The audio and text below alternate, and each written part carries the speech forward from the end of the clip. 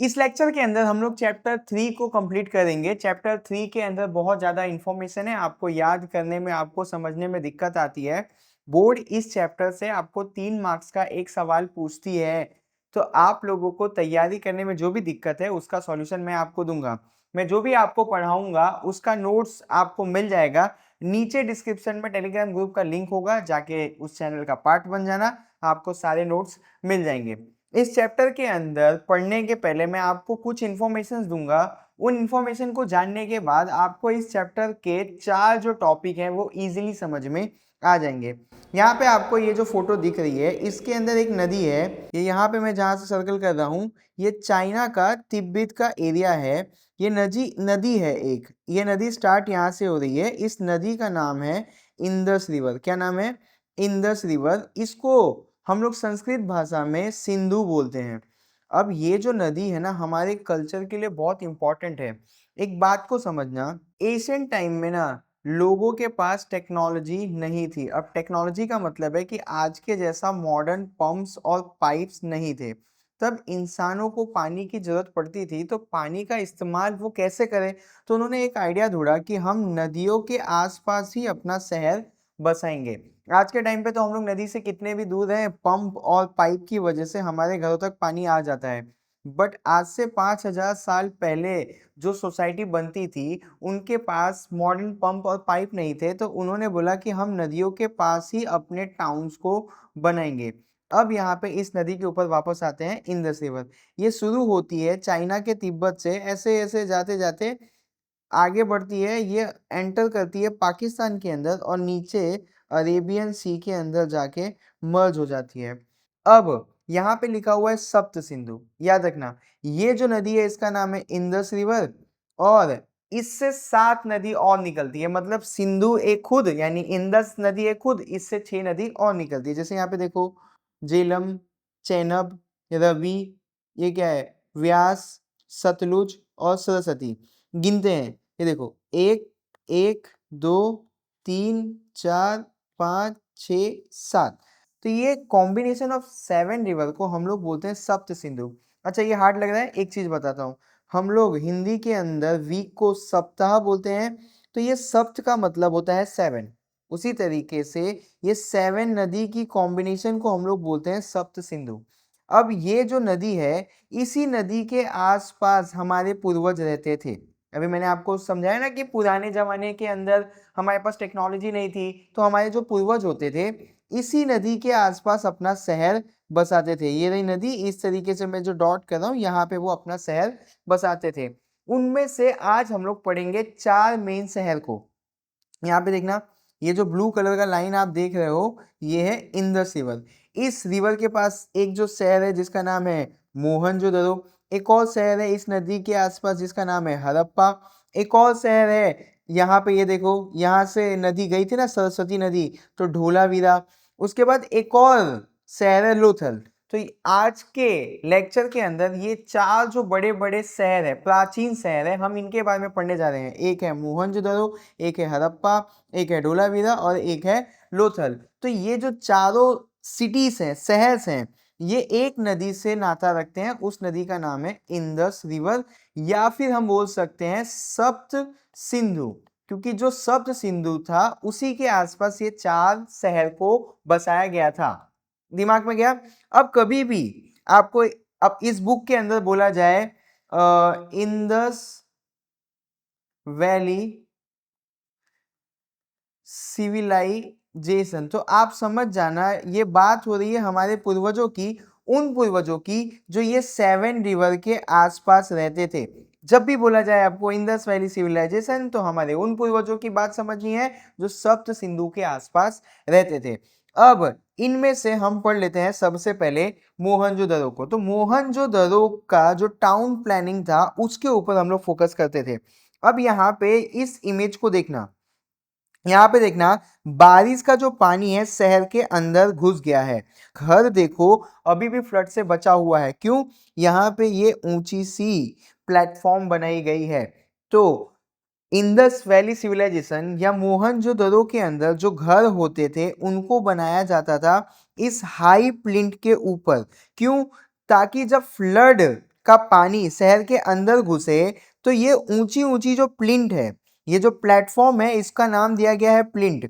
ये जो ऊंची ऊंची प्लिंथ है, इन पानियों से घर को प्रोटेक्ट किया जा सके। तो आप समझ रहे हो आज से 5000 साल पहले वो कितने स्मार्ट थे। उनको आइडिया था कि बारिश का पानी शहर के अंदर घुसेगा तो हमको ऊंचा एक प्लेटफॉर्म बनाना होगा, उसके ऊपर ही घर का कंस्ट्रक्शन करना होगा। तो मोहनजोदड़ो के कंस्ट्रक्शन के अंदर पहली ये खासियत है कि उनके घर जो बनाए गए थे वो हाई प्लिंथ पे बनाए गए थे। अब इस टाउन के अंदर आज से 5000 साल पहले भी दो दो मंजिलों के घर होते थे। तो ये जो घर होते थे 2 मंजिलों के, इनके अंदर रिच लोग रहते थे। यहाँ पे मंजिल के लिए जो वर्ड है वो है स्टोरीड। मंजिल के लिए जो वर्ड है उसका नाम है स्टोरीड। तो यहाँ पे हमको ये भी क्लियर हो गया कि अमीर लोगों के लिए 2 घर होते थे।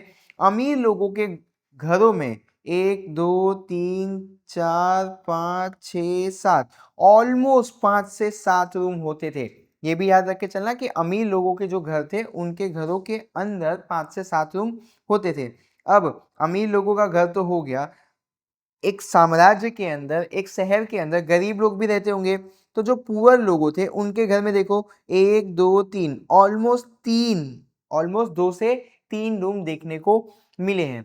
अब जो गरीब लोग होते थे उनका जो घर होता था वो एक ही मंजिल का होता था, यानी सिंगल स्टोरीड का होता था। अब ये जो टाउन है, मोहनजोदड़ो का जो टाउन है, उसके एंड में ऐसी बड़ी बड़ी वॉल्स बनाई जाती थी। इन वॉल का क्या काम था? तो प्रोटेक्शन देना, सेफ्टी देना टाउन को। देख लो यहाँ पे हर सोसाइटी यानी हर टाउन के, यानी मोहनजोदड़ो के टाउन के एंड में एक वॉल बनाया गया। इस वॉल का काम है टाउन को प्रोटेक्शन देना। यहीं से इंस्पिरेशन लेके आजकल हमने अपनी सोसाइटी के आउटर साइड में वॉल बनाई है ताकि हमारी सोसाइटी को प्रोटेक्शन मिल सके। अगर आप लोग ये पढ़ रहे हो और ये सोच रहे हो कि भैया क्या फुद्दू फुद्दू बातें बता रहे हो, आज जो हम लोग सोसाइटी बनाते हैं ना, यही सब के कंस्ट्रक्शन को देख के बनाते हैं। मतलब मोहनजोदड़ो, हड़प्पा, लोथल, धोलावीरा, ऐसे जो टाउन्स हैं उन्हीं से सीखकर हम आज के टाउन्स को बनाते हैं। तो अब बुद्धि खुल रही है कि आज से 5000 साल पहले, 3000 साल पहले ये लोग कितने स्मार्ट थे। अब यहाँ पे ये देखो, ये एक रोड है, तो ये मेन रोड नहीं है। ये कौन सा रोड है? तो ये साइड वाला रोड है, साइड लेन। ये कौन सा रोड है? साइड वाला रोड है। अब ये जो घर के दरवाजे हैं ना, ये ओपन होते थे साइड वाले रोड में। कभी भी आप ये सोच के चलो कि जो मेन रोड होता है वहां पे बहुत ज्यादा ट्रैफिक होती है, बहुत ज्यादा लोग आते जाते हैं, तो वहां पे एक्सीडेंट होने का खतरा होता है। तो ये बात इनको आज से 5000 साल पहले मालूम थी। इसीलिए उनके जो घर के डोर्स होते थे वो कहाँ खुलते थे? साइड वाले छोटे वाले रास्तों पे, जहाँ भीड़ भाड़ कम हो, जिसकी वजह से बच्चे हैं, बूढ़े हो, उनको प्रोटेक्शन मिल सके।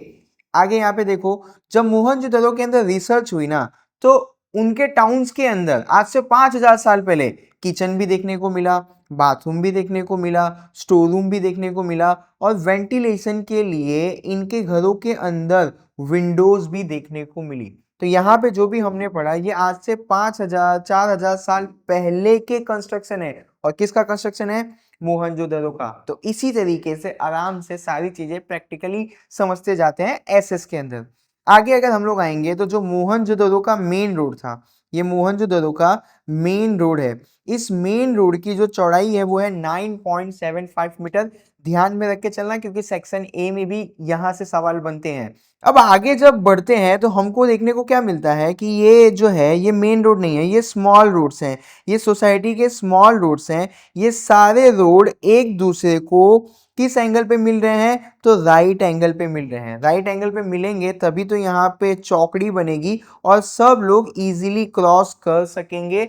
कोई भी इंसान यहाँ पे फंसेगा नहीं, कोई भी चीज यहाँ पे फंसेगी नहीं। अगर आगे हम बढ़ते हैं इस टाउन के अंदर, तो अब ये लोगों ने ये जो मेन रोड बनाया हुआ था वो किस तरीके से बनाया था? चलो सपोज कर लेते हैं ये टाउन का नॉर्थ पार्ट है, ये टाउन का साउथ पार्ट है, ये टाउन का वेस्ट पार्ट है, ये टाउन का ईस्ट पार्ट है। तो ये जो रोड है, मेन रोड है, ये टाउन को चारों डायरेक्शन से कनेक्ट कर रहा है। ये टाउन का मान लेते हैं 1 पार्ट, 2 पार्ट, 3 पार्ट, 4 पार्ट। इन सभी पार्ट्स को ये मेन रोड्स एक दूसरे से कनेक्ट कर रहे हैं। हम लोगों ने इनसे सीखकर अपने टाउन को इस तरीके से कनेक्ट किया हुआ है। आगे जब हम लोग और बढ़ेंगे तो हमको अब कुछ नहीं पता चलेगा। क्या नहीं पता चलेगा? जब यहाँ पर रिसर्च करने वाली टीम गई तो उन्होंने रिसर्च किया तो उनको ना ऐसे छोटे छोटे गड्ढे मिले। अब आप एक चीज बहुत ध्यान से देखना, ये जो गड्ढे हैं इनकी साइज सेम है और इनकी जो लेंथ है ना वो भी सेम है। तो ये सारी चीजें देखकर जो रिसर्च करने वहां गए थे उन्होंने ये आइडिया लगाया कि ये जो गड्ढे हैं ना इन गड्ढों के अंदर स्ट्रीट लैंप लगाए जाते थे। स्ट्रीट लैंप समझते हो ना, आज के टाइम पे जो हमारे रोडों पे लाइट लगी हुई है उनको हम स्ट्रीट लैंप बोलते हैं। तो मोहनजोदड़ो के रोडों के ऊपर स्ट्रीट लैंप लगे हुए थे। तो अब आप बोलोगे भाई इसमें कौन सी बड़ी बात है? भैया ये आज से 5,000 साल पुरानी बात कर रहा हूं मैं। आज से 5,000 साल पुराने टाइम पे तो टेक्नोलॉजी भी नहीं थी, फिर भी उन्होंने अपने रोड्स के ऊपर स्ट्रीट लैंप लगाया था।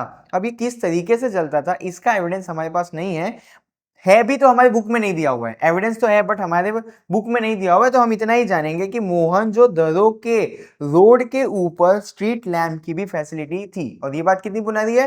5,000 साल पुरानी है।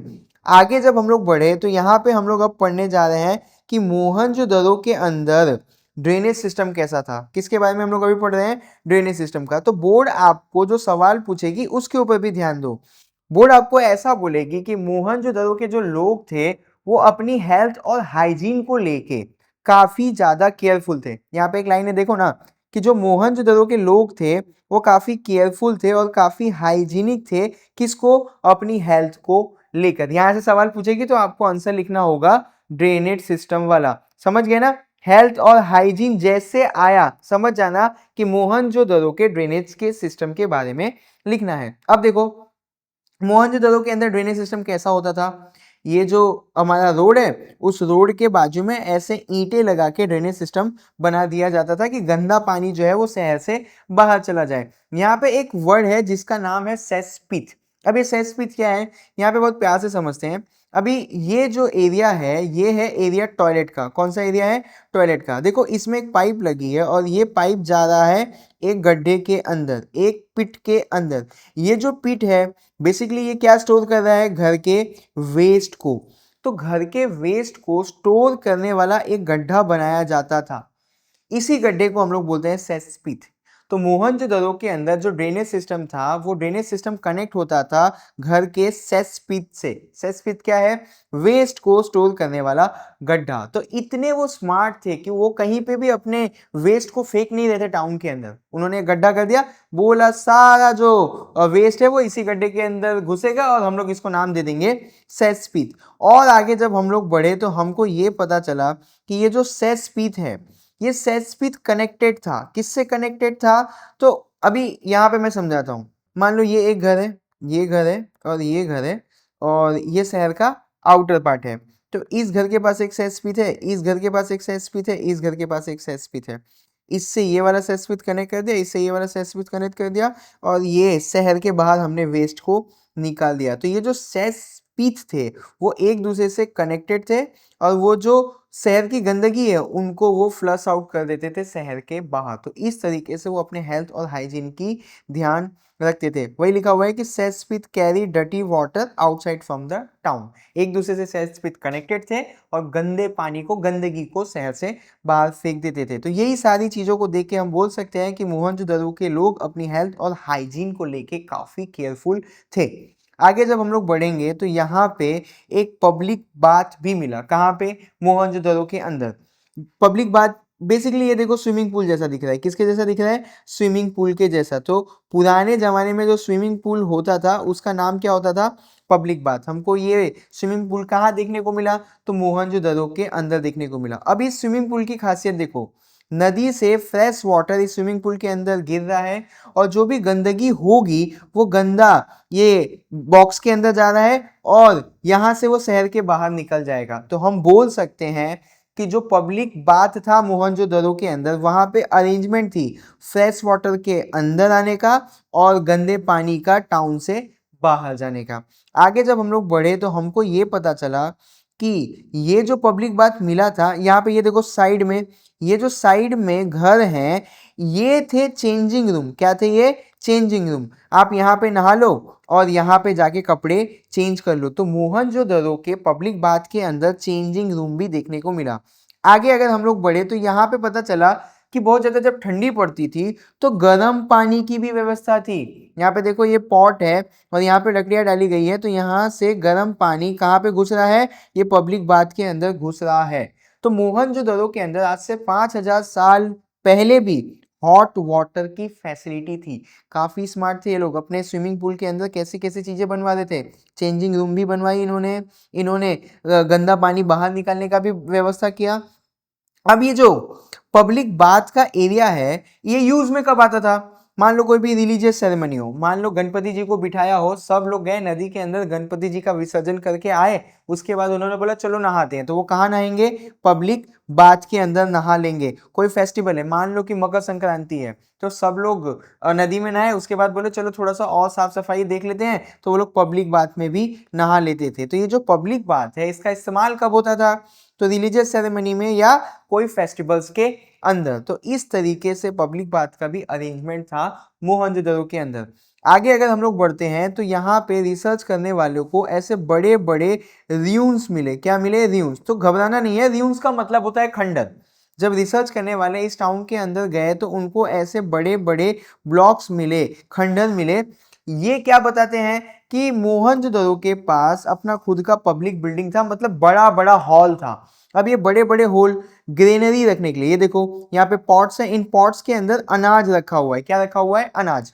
तो जहां पे भी ये लोग अनाज रखते थे उसको हम लोग बोलते हैं ग्रेनरी।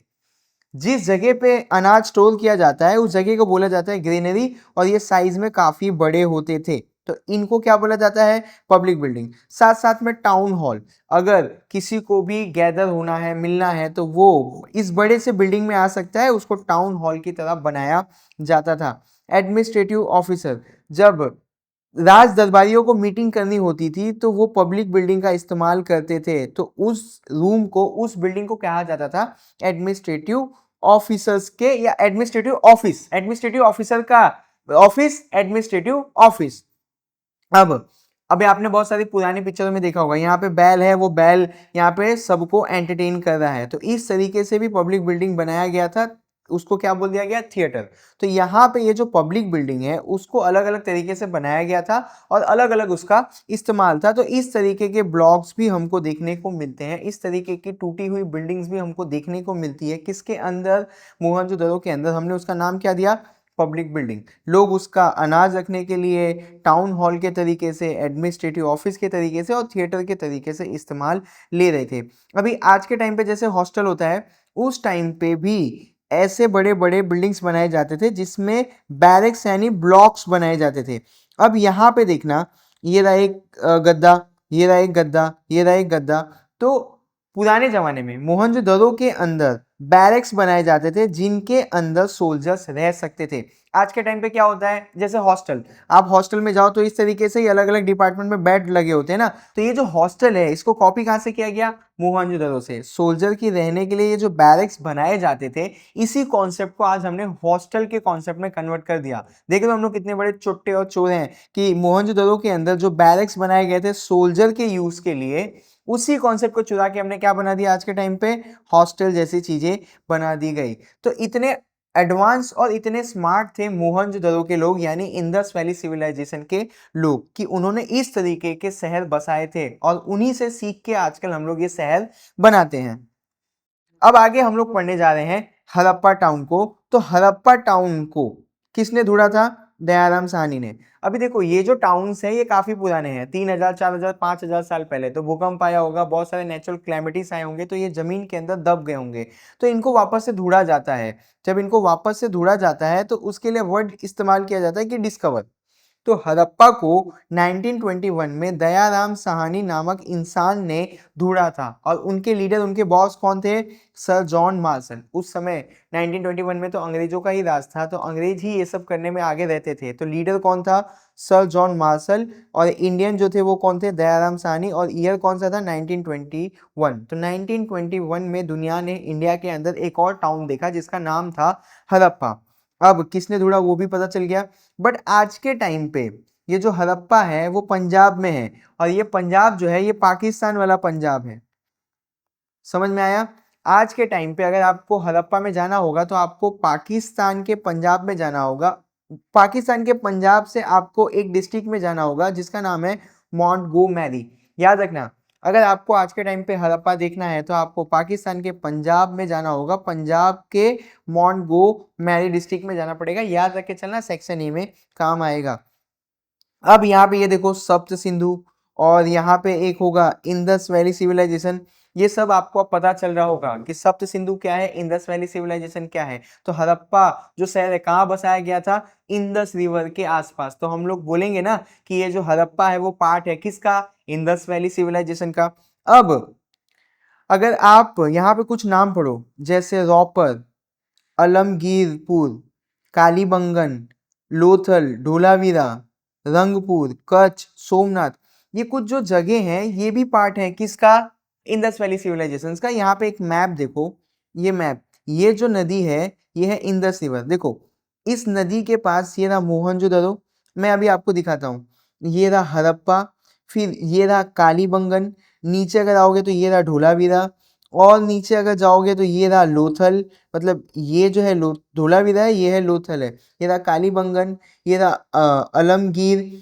इस तरीके से ये जो अभी यहाँ पे मैं जूम इन कर रहा हूँ ना, ये रही इंडस, और उसी से निकले हुए ये देखो, ये पूरा ये इंडस, ये पूरा जो एरिया है, ये पूरे एरिया के अंदर जो वाटर फ्लो हो रहा था वो किस नदी का था, इंडस नदी का था। तो हमारे बुक के अंदर तो ये रहा एक, कहाँ गया, ढूंढना पड़ेगा मुझे वापस से, मोहनजोदड़ो, मोहनजोदड़ो कहाँ गया, कहाँ गया, कहाँ गया, कहाँ गया, कहाँ गया, ये रहा मोहनजोदड़ो, और ये रहा हड़प्पा, ये रहा लोथल, और ये धोलावीरा। हमारे बुक के अंदर, जीएससीबी के बुक के अंदर ये 4 ही दिया हुआ है, बट यहाँ पे मल्टीपल और भी शहर हैं जो बसाए गए थे किसके पास, इंडस रिवर के आसपास। तो ये उन्हीं की लिस्ट है, रोपर, अलामगीर, कालीबंगन, लोथल और धोलावीरा तो हम पढ़ेंगे ही। तो याद रख के चलना, क्योंकि एमसीक्यू के अंदर या सेक्शन ए के अंदर पूछा जा सकता है कि और कौन कौन से शहर हैं जो पार्ट हैं इंडस वैली सिविलाइजेशन का। तो यहाँ पे आपके पास कुछ लिस्ट है, थोड़ा ध्यान में रख के चलना। आगे अगर हम लोग हड़प्पा के अंदर बढ़ेंगे तो हड़प्पा के अंदर जब रिसर्च की गई तो वहां पे कॉपर से बने हुए और पत्थर से बने हुए हमको वेपन्स और टूल्स देखने को मिले। तो याद रख के चलना, जो हड़प्पा के लोग थे वो इस्तेमाल करते थे कॉपर और स्टोन से बने हुए टूल्स और वेपन का, इसीलिए इस एज को हम लोग गिनते हैं कॉपर और स्टोन एज में। ये भी आपको सेक्शन ए में काम आएगा कि कॉपर और स्टोन एज से कौन सी सिविलाइजेशन बिलोंग करती थी, तो हड़प्पा। क्यों, क्योंकि कॉपर और स्टोन से बने गए टूल्स और वेपन का इस्तेमाल करते थे हड़प्पा के लोग। अब इस टाउन के अंदर जब आप जाओगे तो ये टाउन का जब आप एक मैप देखोगे तो कितने वेल स्ट्रक्चर तरीके से बनाया गया, ये रहे रोड, ये रहे रोड, ये रहे रोड, ये रहे रोड, सारे जो टाउन को है कितने सिस्टमेटिक तरीके से बनाया गया है। तो इसी का मैंने एक आंसर फ्रेम कर दिया है कि the town planning of Harappa was very well organise. इससे आपको लिखने के लिए एक लाइन बन जाती है और ज़्यादा दिमाग पे प्रेशर नहीं डालना पड़ता है, ईजी सी एक लाइन है। आगे जब हम लोग बढ़े तो हमको पता चला कि हड़प्पा के अंदर जो अनाज रखने की जगह है जिसको हम बोलते हैं ग्रेनरी, और यहाँ के जो किले हैं जिसको हम लोग बोलते हैं फोर्ट, वो बहुत ही ज़्यादा सुंदर थे। याद रखना हड़प्पा की खासियत, पहले तो वो लोग स्टोन और कॉपर से बने हुए चीज़ों का इस्तेमाल करते थे। दूसरा, हड़प्पा के अंदर जो ग्रेनरीज थी, जो फोर्ट थे, वो बहुत ही ज़्यादा अच्छे थे और देखने लायक थे। तो ये कुछ खासियत हो गई। और एक और खासियत है, यहाँ पे जो आप ये सारे ऑर्नामेंट्स देख रहे हो, आज से 4000 5000 साल पहले, आज हम लोग अगर घड़ी पहन रहे हैं, माला पहन रहे हैं तो कोई बड़ी बात नहीं है, बट इंसान पहले से ही ये सब पहनते हुए नहीं आए हैं। अगर मैं आपको एक सिंपल सी भाषा में समझाऊं कि ये जो ऑर्नामेंट्स हैं इनको पहनना हमें किसी ने सिखाया, तो वो थे हड़प्पा सिविलाइजेशन के लोग।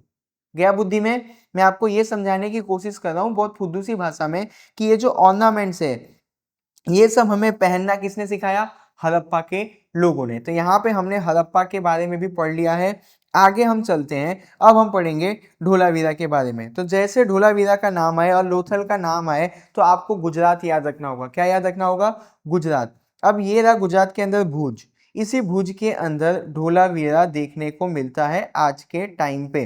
तो याद रखना, अगर आपको धोलावीरा में जाना है तो आपको गुजरात की ट्रेन पकड़नी पड़ेगी, गुजरात से आपको भुज में जाना पड़ेगा, भुज से आपको धोलावीरा में जाना पड़ेगा, तो आपको धोलावीरा टाउन देखने को मिल जाएगा। अब यहाँ पे कुछ धोलावीरा की बातें याद कर लेते हैं।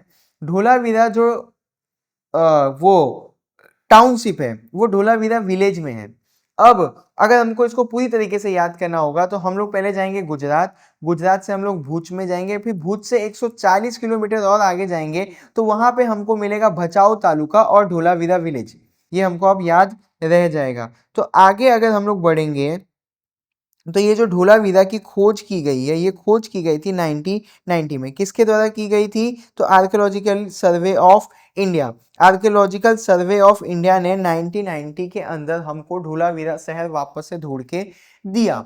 आगे अगर इस चैप्टर के अंदर हम लोग बढ़ेंगे तो इस टाउन के अंदर हमको पैलेस देखने को मिलते हैं और जो पैलेस हैं उनकी बड़ी बड़ी वॉल्स देखने को मिलती है। तो धोलावीरा की एक खासियत है, यहाँ के जो वॉल्स हैं उनके ऊपर व्हाइट कलर का पेंट देखने को मिलता है। याद रख के चलना कि जो धोलावीरा के वॉल्स हैं उनके ऊपर हमको व्हाइट कलर के पेंट देखने को मिलते हैं। और इस टाउन के अंदर जो पैलेस थे, ये देखो ये जो पैलेस हैं ये सब भी बहुत ही ज्यादा ब्यूटीफुल थे। अब ये जो टाउन है, इस टाउन को ये देखो कितनी मोटी मोटी दीवारें यहाँ पे बनाई गई हैं। ये जो मोटी मोटी दीवारें हैं इनको बनाया गया था क्ले, स्टोन और ब्रिक से। ये क्यों बनाया गया था? ताकि स्ट्रॉन्ग, यहाँ पे फोर्टिफाइड लिखा है, यहाँ लिख देना आप प्रोटेक्शन।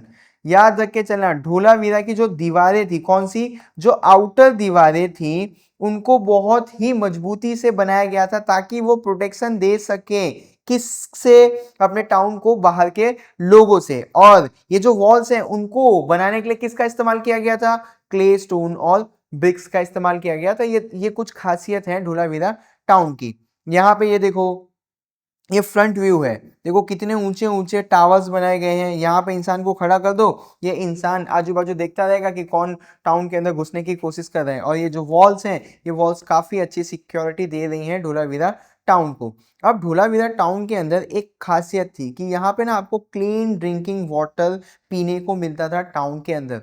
अब ये जो क्लीन ड्रिंकिंग वाटर है इसको प्यूरिफाई करने का और स्टोर करने का उनके पास सिस्टम था। अगर मैं बहुत प्यार से समझाऊं तो धोलावीरा टाउन के पास अपना वाटर प्यूरिफिकेशन सिस्टम था और पानी को स्टोर करने का सिस्टम था। इसीलिए इस शहर के पास हमेशा क्लीन ड्रिंकिंग वाटर अवेलेबल रहता था। तो यहाँ पे हमने धोलावीरा टाउन के बारे में भी चीज़ें जान ली। आगे अगर अब हम बढ़ेंगे तो हम पढ़ेंगे लोथल टाउन के बारे में। अब ये जो लोथल टाउन है ये अहमदाबाद में पड़ता है। कहाँ पड़ता है? अहमदाबाद में। और यहाँ पे ये जो आपको इमेज दिख रही है, बहुत ध्यान से देखना, कंफ्यूज मत होना। यहाँ पे ये जो रिवर है इस रिवर का नाम है भोगावो, और यहाँ पे ये जो ब्लू कलर से रिवर गई है इस रिवर का नाम है साबरमती। तो ये जो लोथल टाउन है ये साबरमती और भोगावो रिवर के यहाँ पे कहीं बीच में है। तो हम लोग बोल सकते हैं कि ये जो क्या लोथल है वो भोगावो और साबरमती के बीच में है। तो हमको इसका जियोग्राफिकल लोकेशन भी पता चल गया। कहाँ पे है? अहमदाबाद के दो नदियों के बीच में, भोगावो और साबरमती नदी के बीच में जो टाउन है वो है लोथल टाउन।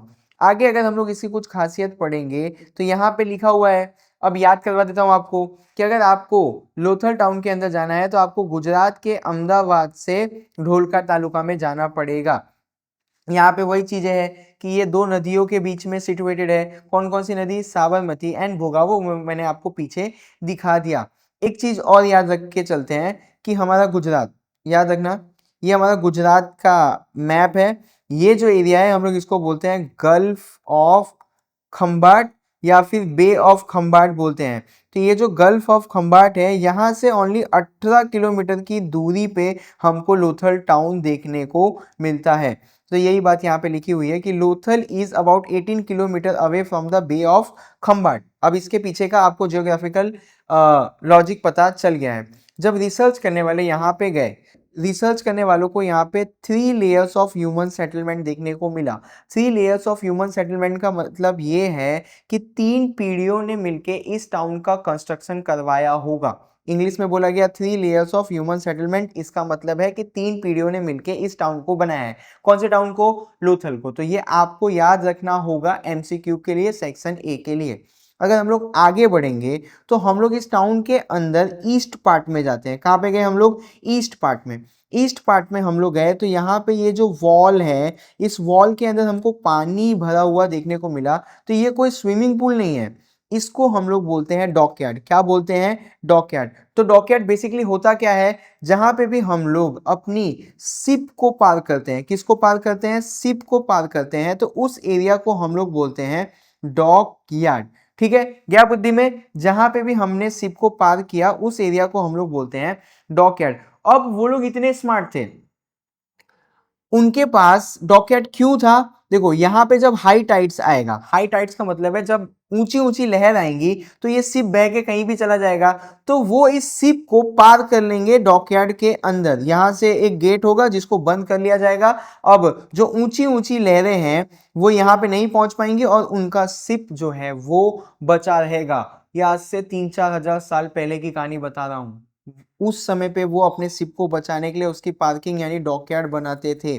आगे जब हम लोग बढ़े तो हमको इस टाउन के अंदर कुछ ऐसे चीजें देखने को मिले, कुछ इक्विपमेंट देखने को मिले, जिससे हमारा दिमाग खुलता है कि यहाँ पे ट्रेड होता था, यानी इंपोर्ट एक्सपोर्ट होता था। जो लोथल शहर था वो सामान को बेचता और खरीदता था, किसके थ्रू? नदियों के थ्रू। अब ये जो डॉकयार्ड है, इस डॉकयार्ड के पास में हमको इस तरीके से बड़े बड़े ब्लॉक्स मिले जो दिखा रहे थे कि यहाँ पे गोडाउन है। डॉकयार्ड देखने को मिला, गोडाउन देखने को मिला, इस तरीके के इक्विपमेंट देखने को मिले। यहां से पूरा दिमाग खुल गया कि भैया यहाँ पे तो बिजनेस ट्रेड होता था, इंपोर्ट एक्सपोर्ट होता था। किस शहर के अंदर? लोथल शहर के अंदर। क्या क्या देख के हमने बोला? डॉकयार्ड और वेयर हाउस देख के हमने बोला कि ये जो लोथल शहर है ये पहले जमाने से ही बिजनेस करता है। अब एक लाइन मैंने यहाँ पे फुद्दू से लिख दी है कि Lothal was a likely prosperous port town of ancient India. प्राचीन भारत का एक ये सक्सेसफुल याद रखना, पॉस्फोरस की जगह सक्सेसफुल पोर्ट टाउन था। लोथल के पास अपना पोर्ट था जिस पोर्ट का यूज करके वो ट्रेड करते थे। आगे अगर हम लोग बढ़ेंगे तो ये जो लोथल है वो एक लाइन बना दिया है मैंने कि ये जो लोथल है वो गुजरात के लिए प्राइड है, गुजरात की हिस्ट्री के लिए एक प्राइड है। तो यहाँ पे हमने लोथल शहर के बारे में भी पढ़ लिया।